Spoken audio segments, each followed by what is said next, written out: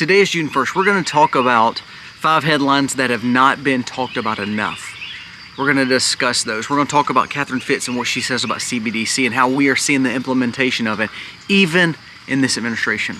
We're going to talk about Palantir and the dangers of their new, affiliation with the administration. We're also going to talk about the Islam movement.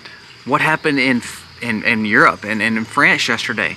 That also is going to happen here. And here's why I say that. Because there is someone going to be elected, most likely in New York, that says we're going to implement the same policies that Europe has, we're going to have here.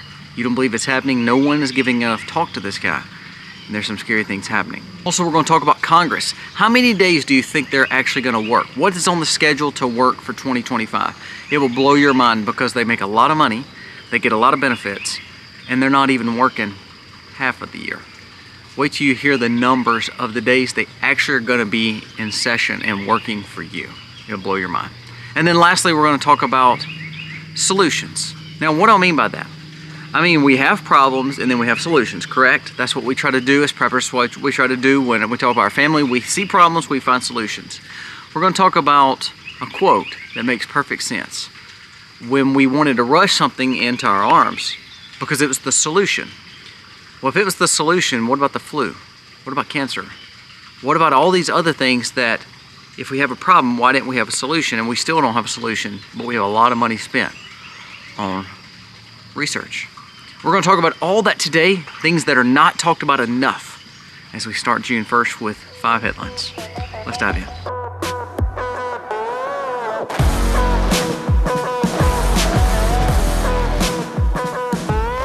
Hey guys, welcome to themacs. Thank you so very much for being here today. If you are new, please go down here, press subscribe. It means the world to us and it helps us spread our message across this platform. Now today we're going to talk about 5 headlines, and the reason I wanted to kind of point this direction of this video a little bit different is we're starting a new month. You see, we've been held down tremendously, and I think that what we need to do is not only just talk about the real issues, we're going to talk about issues that some people are not talking about. We're going to talk about the dangers and implementations of things that concern us, because if we want to be better and we want to have a better, wiser outlook of life, we need to know what's going on around us so that way we can be ready. So this month we're going to try this. We're going to try to do a little bit more headlines of things people are not talking about. Also, we're going to do some prepping, at least one prepping video a week of things that I bought for the week that benefits not you as spending tons of money, but you as someone who is wanting to live as wholesome and healthy and holistic as possible. So those will be coming out as well. And also we're going to do a giveaway at the end of this video. So please make sure you are staying tuned to the end. All it took was being subscribed, commenting, and give us a thumbs up on the May video. So we'll talk about that too at the very end. Let's jump into the stories. Now first, let's talk about Congress. The reason I want to bring them up is because I want you to listen to this statement that was made about Congress, because I think it speaks volumes. The United States Congress is getting 18 weeks of vacation this year. They have wrote in to where they're having 18 weeks of vacation. Now, I want to ask yourself this. If you're retired or if you're working, how many weeks off a year do you get? Now, I'm asking you as an employee. I'm not talking about employers. I'm talking about employees. Have you ever gotten more than 4 to 5, 6 weeks off? Maybe if you're in a really good job, you may have a sabbatical that lasts a month.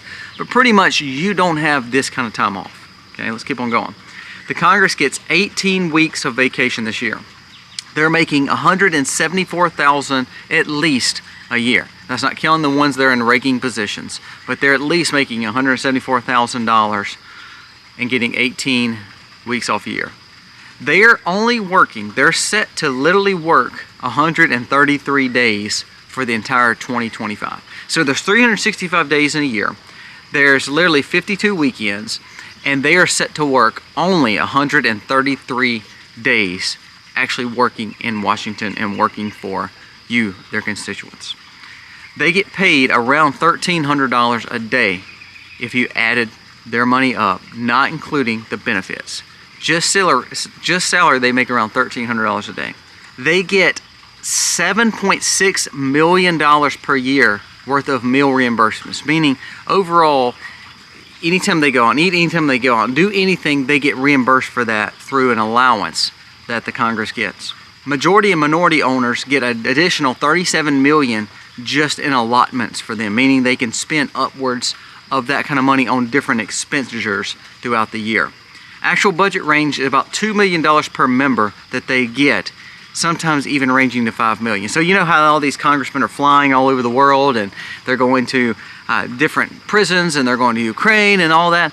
They're getting reimbursed from that, and we're paying for that. We're paying for that because of the reimbursements that they get. Their meals, everything on those trips, along with them making $174,000, along with them having 18 weeks off of vacation, along with them making the kind of money they make, they get that kind of benefit. Now this comes at the fact that Americans' average salary is $59,000 to $60,000. Of that, 62% live paycheck to paycheck. The average amount of time off per individual that works in America is around roughly 10 to 15 days of vacation time. So when you say, are you actually getting represented well in Congress and through your leadership, I'd say no. No, we're not getting represented well. So I think we're not touching on this enough. Now the sad thing is this, along with all that, they're passing more bills to regulate you. Do you realize that? Everything that they do, every law they make, is literally to regulate you more. Why do you keep electing the same people to this position? So I wanted to bring that up. I thought that was just huge to know that they're only working 133 days this year. They're getting 18 weeks off of vacation. They're making over $1,300 a day. The average American is making anywhere from $200 to $400 a day. So they're literally almost quadrupling the amount of money of an average American.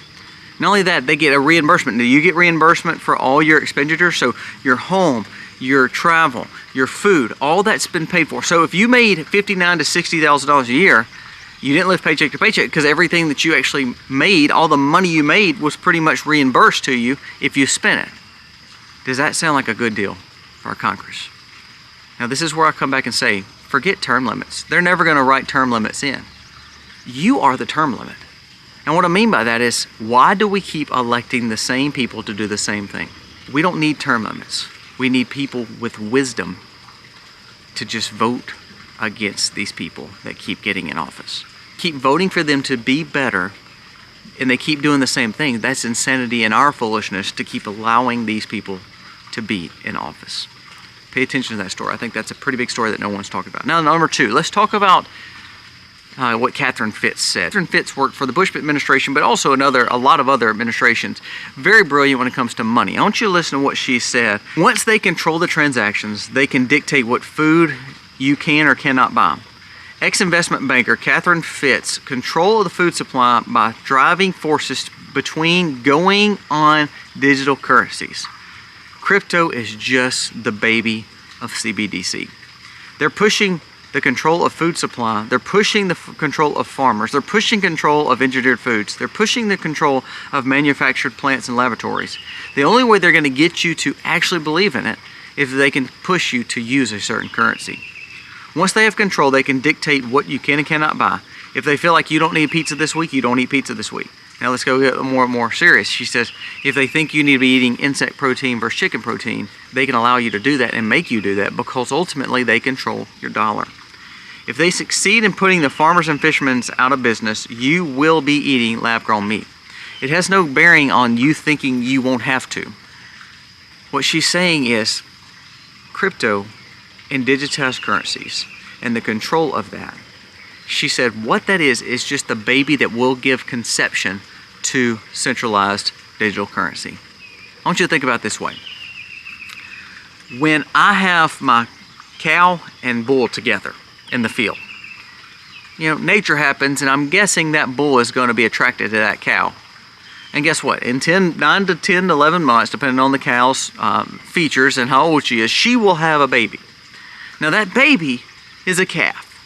That calf has two plans. That's it. One, to be a heifer, to be a female cow, to grow up and produce more babies. Or to be a male that either will be the new breeder or will be basically made for food. There is already a plan in place for that calf. No matter what way that calf comes out. It didn't matter if it's a female or male, it has a plan. Now, let's go back to the sense with our money. There's only one plan when it comes to CBDC. It is absolutely control. Now, how do you get to that plan? Well, there's only two ways to get to that plan. It's either you make people believe that this parallel society is actually the new way and the new form of currency, and everybody believes in it. So therefore, all the people that we hated, such as the big players, the BlackRocks, the banks, the government, is now investing in those Bitcoins and cryptos, and everybody's going to it because it's growing exponentially. Remember, when the government puts their hand of approval on it, guess what? It means the price goes up. So if you didn't believe in Bitcoin, I bet you a lot of people have bought it because they're saying, hey, if the government buys into it, that means we're going to see our money skyrocket. What a great investment. All the while you're pouring your cash into something that the government is quote unquote backing. What has the government ever backed that actually has made sense to you? But I digress. So we invest in it that way. Now, the other form of it is not voluntary. It just makes it where people just destroy the currency. Well, we kind of saw that with the last administration. Is the more debt we take on, the more that we borrow, the more that we give, the more money we print, the more inflation it costs, the more we're destroying our own dollar. So in both forms and fashions, like the calf, there's a life form that's going to happen, and through that life form, we've already got a plan for it. Either we're going to make everybody believe and promote that this new parallel crypto is the best thing in the world, and it's the new dollar, and everybody's going to go to it because we're like sheep led to slaughter, or we're going to destroy the dollar and ultimately bring you to the new currency anyway. The calf had two plans. It was already made out for it before it was born. What we're seeing, what Catherine Fitz is saying is, there's already a plan to control your food, control everything about your life. It's literally going to be implemented through people like our administration that's embracing crypto and everybody's buying into it, or like the last administration that is saying, look, we're going to destroy our whole dollar system and do it with debt and ultimately cause inflation to destroy our dollar. One or two ways. There's a plan already in place, and they already know that plan. The calf didn't have a choice in what that calf was going to do. It was going to grow up as a cow and be a breeder, or it was going to grow up as a steer, hamburger, and steaks. They didn't have a choice. We made them feel like they had a choice, but they really didn't have a choice. The fate was sealed. What Catherine is saying is, our fate is already sealed. The writing's on the wall. Look at how they're destroying the farm. Look at how they're destroying different avenues of non-GMO foods, and now they're going to more genetically modified. I love listening to a podcast, All In Podcast, but one of the people there is Friedberg, David Friedberg. He is over at Ohalo. Ohalo is a ways of finding and engineering a new way for food to do better and grow quicker and make better yields. On the concept, you're like, oh, that sounds awesome. I would love to have a bigger harvest. But what are we doing to engineer that bigger harvest? Are we truly building a sustainable seed? Are we truly building a controllable seed? To where then we may not can grow individually, we have to use this new seed that everybody else is growing. Haven't we seen that with farmers? Haven't we seen that with every aspect of farming in general? Control the food, control the money, control the power, control the energy. We control the populace. And what Catherine Fitz is saying is, you're already buying into CBDC. You just don't recognize it yet. You're just a calf being born. The question is, it doesn't matter if you're in the system that believes in crypto and everybody's going for it and it's a populist move, or if it's one of the situations where we're going to make you go into it because we're going to destroy the dollar. Either way, you will buy into the system. Now, for me, people like me and preppers and people like you who are watching, we have to find wisdom in this, and we have to get out of debt. We have to learn to build up our cash and our money as much as possible. Don't just go for the new trinket. We don't have to go and invest all our whole life into the crypto market. We don't have to buy tons of junk and try to keep up with the Joneses and realize we're just going in piles of debt. I think of the insect bug. You know, you have a mosquito light outside your home. The old school way, you would put that light up and it would attract the mosquitoes. And what it would do is that light would make them go to it, but ultimately the closer they got to it, the more they were mesmerized by it, the more they hit the light and it killed them. They got too close to the bug zapper. I feel like that's kind of where we're at. We see the new trinket, we go run to it. The closer we get, it looks great, looks brighter, looks like a great future, and ultimately, it's to our demise. What I tell you about the sheep all the time, I catch them up in this area and feed them this area because they think this is the place to feed. And then ultimately, at some point in time, as a farmer, as someone who raises food, we're going to catch them up, and that one catch up will be to take them to slaughter. It's a tough analogy, but it's the truth of where we're at, and Catherine Fitz brings it up, and I think we need to bring awareness to it. The third headline I want to bring up, and this is from France. It says, overnight, we saw chaos. We saw literally people dying in the streets. It says, Europe has been taken over by Islamists, and we saw the result of that in Paris, France. Several deaths, several injured, and several hurt because of Islam pushing into it. Migration has hurt Europe. Actually, some of the biggest liberal leaders of Europe, even down to Starmer, both said that we may need to start closing borders because now we're being infiltrated. Now they're to a point where they can't stop. Look at London, look at Birmingham, look at all the big cities across Great Britain, and now going into places like France, is they're all being ran by Islamic leaders. They said within 5 years you could see Europe, listen to this now, within 5 to 10 years, they said Europe, especially Great Britain and places like France, could literally be a Muslim country. Think about that now. Now you're like, well, Colby, that's across the seas. That doesn't impact us. I want you to listen to this. This is from New York City. In 32 days, we will have an opportunity to prove that Muslims don't just belong in New York City, but we also belong in City Hall. There's a guy running, and he will probably win part of New York. I think he's running for a council position. He's brought up all this stuff. He's doing all this stuff to make people believe that he is the best person for the job. This is happening in Michigan. This is happening in Texas. This is happening in New York. This is happening in California. There's several different places that you're starting to see this religion take over in those areas. What happens when certain religions take over? They start putting their way into the communities.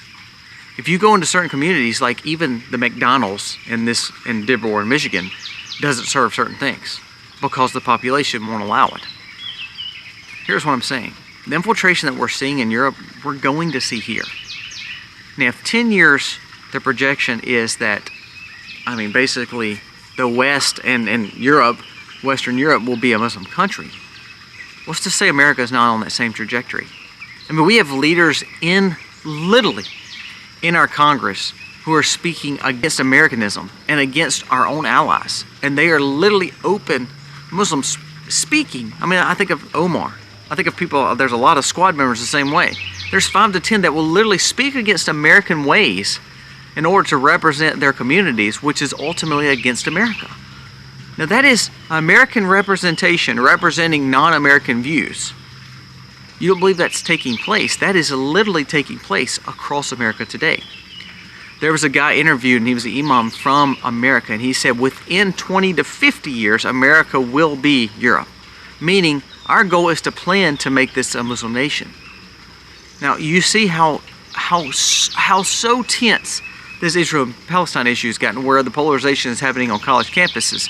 It says that 60% of college kids that are going to college are coming out more socialist, coming out less religious, and coming out to where they believe that Israel's the bad guy. Now, if you don't believe that's indoctrination, you don't believe that that's going to cause a problem in 10 to 15 to 20 years, that 62% believe that socialism is good, and that those same people believe that Israel's bad, and they believe that the Christian faith and religion is worse, that is going to bring in exactly what this imam talked about. That's exactly what we saw in Europe. That's going to happen here. Now, one good thing is we had a stop of it with the border closures and with accepting just tons and tons and tons of people like the Biden administration was doing. Trump did a great job of stopping that. But we're not actually stopping the problem. We're allowing it to still grow here in America. So again, are we going to allow what's happening in Europe right now, where the terrorists in the streets are basically burning down the cities, harming people, already got Sharia law in several places? Basically, this imam said the same thing. It will happen here, and it's already happening.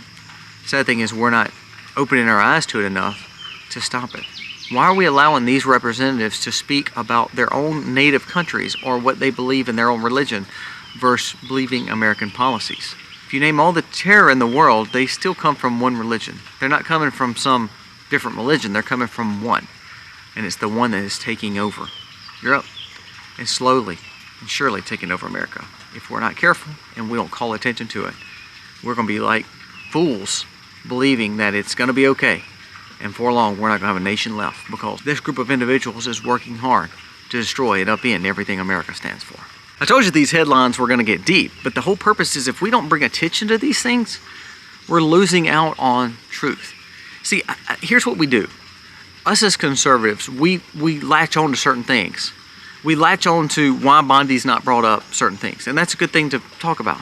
We latch on to the debt situation. We latch on to certain items. We latch on to Russia-Ukraine. But sadly, we're missing out on some of these stories that are in complete control of us. Like I was talking about with Catherine Fitz. Like I'm talking about with these cities being overrun.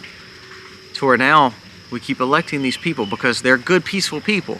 They're ultimately going to cause the demise of America because they don't see the things like we see. They don't believe freedom like we believe. And if you listen to their imams and you listen to their ministers and their preachers, they're literally telling you the quiet parts out loud that they are looking to take over Europe and they will look to take over America next. And conservatives are scared to talk about it because they're like, oh, we all have freedoms. They have freedoms to believe like they want to believe. This nation was set up as a Christian nation. I don't care if you believe that or not. Go back and look at what the Puritans stand for. Go back and look at what revolutionary was.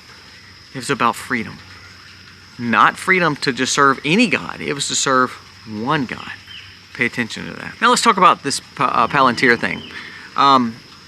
Do I believe that they can do good things when it comes to our military technologies and they've helped us? Do I believe they've done a great thing about helping companies find information to grow their companies? Yes, I do. But again, this power in the wrong hands could be very dangerous for us. I want you to listen to this little snippet I thought was really good from a gentleman. He said, I don't think people understand what Palantir's technologies actually are. This is basically building a social credit score being used on all U.S. citizens and so much more. Palantir is a war tool. Here are a few things that we need to pay attention to. Palantir's data analytics company, specializing in AI-powered software, has a strategic partnership with different players all across the world. Their goal is to provide technology, but not only that, is to surveil and get technology. Well, how do they provide the technology if they don't get the technology? How do they get the technology is by getting information of us, and that's exactly what they're starting to do here in America. Specifically, Palantir offers tools for intelligence gathering, target analysis, and potentially assisting in battle planning. Now, they also help Wendy's to develop a better algorithm. They also help other businesses too. So you're like, Colby, this is the free market. This is a good thing. AI can be used for good. And do I believe that Anduril and Palantir and some of those companies can be used for good? Yes, to keep us safe. However, with power comes great responsibility. And with Trump giving a lot of power to Palantir, it may be fine under the Trump administration. It may be fine under the current Palantir leadership. I mean, some of those guys have spoken. I've listened to them, and like the CTO has been on the Sean Ryan show, and I thought he made great sense. But with great power comes great responsibility. Them building in a system to get information of Americans, don't we really see that as what China did with their people, as building a true social credit score? Because they're getting and taking our information and tracking our information to a point where it's a little bit scary. Palantir's technology is used to identify individuals who are likely to launch attacks, facilitating their arrest preemptively before the strikes even happen. It's like they can see things before it's carried out. Again, sounds great, doesn't it? It's kind of like the Real ID that they've been pushing. Sounds great because it helps us be safe on the plane, doesn't it? With great power comes great responsibility. What I think we're doing is this. I believe we see all these things as good, so they take our information to make us make sure that we're safe. In the name of safety and security, we're willing to give up rights. But at the same time, when we give up those rights for safety and security, what we're actually doing is taking our freedom and flushing it down the toilet. So let's go back. Under Trump's leadership, under Palantir, well, as it stands, it may not be bad. It may be completely for the best. But we do realize that there's new leadership that comes in each and every year, and every other year with Congress, and every 4 years with the president, and every 6 years with the Senate. When we allow people to have certain powers, don't we believe that that could be a bad thing? I'll go back into the time where we quit tariffs and started taxing when the Fed came in, and after World War I, we started taxing Americans. Now, we actually went to war in revolution over a 2% tax of tea. At the Boston Tea Party, that's what started the Revolutionary War. So surely we've taken in tax because during times of war we brought in tax. Now we've talked about where in the early 1900s we had a 2 to 5% tax, to now we are upwards of 30 to 40 to 50% tax. Now, what it was we brought in taxes to benefit safety, security. We brought in taxes to make sure we had roads and bridges. But now we see taxes are paying congressmen way too much money, and they've given them a laundering tool to basically get reimbursements for 2 to 5 million apiece. Now, what do I mean? The same analogy of where taxes went from 0 to 2 to 5% to 20% to 30% to 40% to now 50%. It was a slippery slope because we opened the door to taxes. What we're doing now is we're opening the door for over-surveillance and a credit system that no one wants to talk about with Palantir and with the Trump administration. They may not use it for bad. There's parts of history that taxes were not used for bad things. They were used for good things. But now they're used to basically hurt Americans. So what if all of a sudden 5 years down the road, we see that this technology that we've allowed, this surveillance that we've allowed, is actually used against us, especially if we were wanting to grow our own food, if we're wanting to be farmers still, if we're wanting to be sustainable. Look, we just talked about the very first with Catherine Fitz talking about the calf.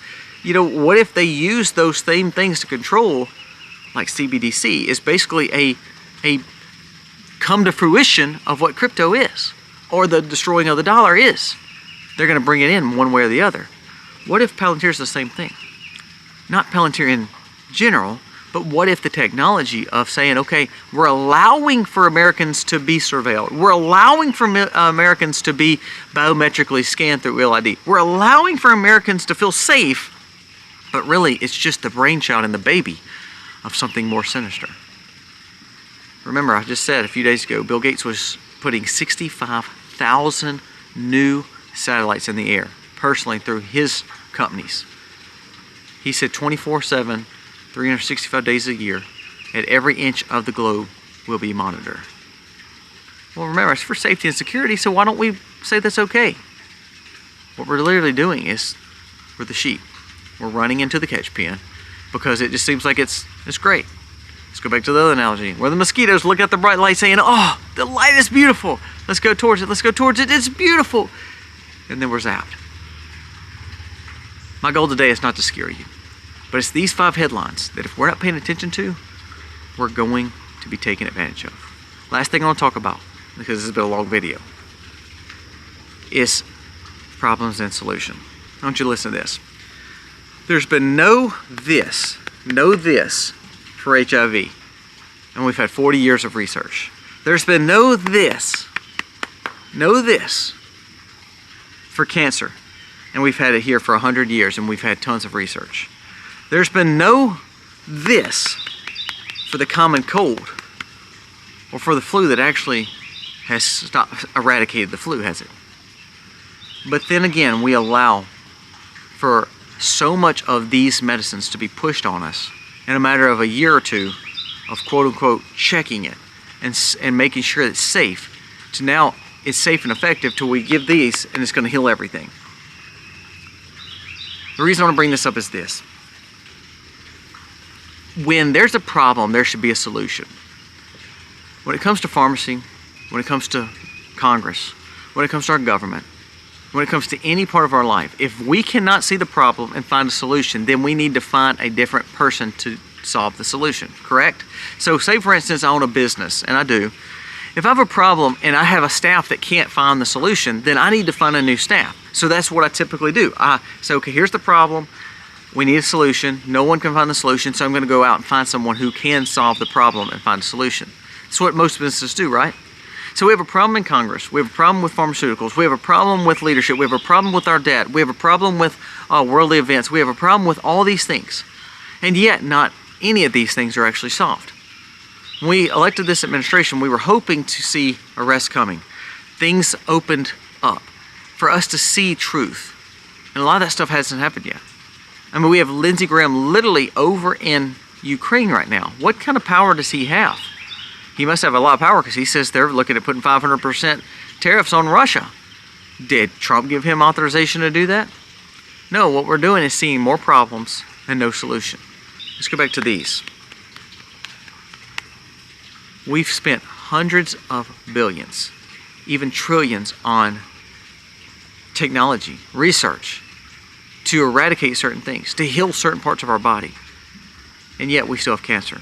Yes, we still have the common cold. Yet we still have the flu. Yet we still have all this stuff that causes problems.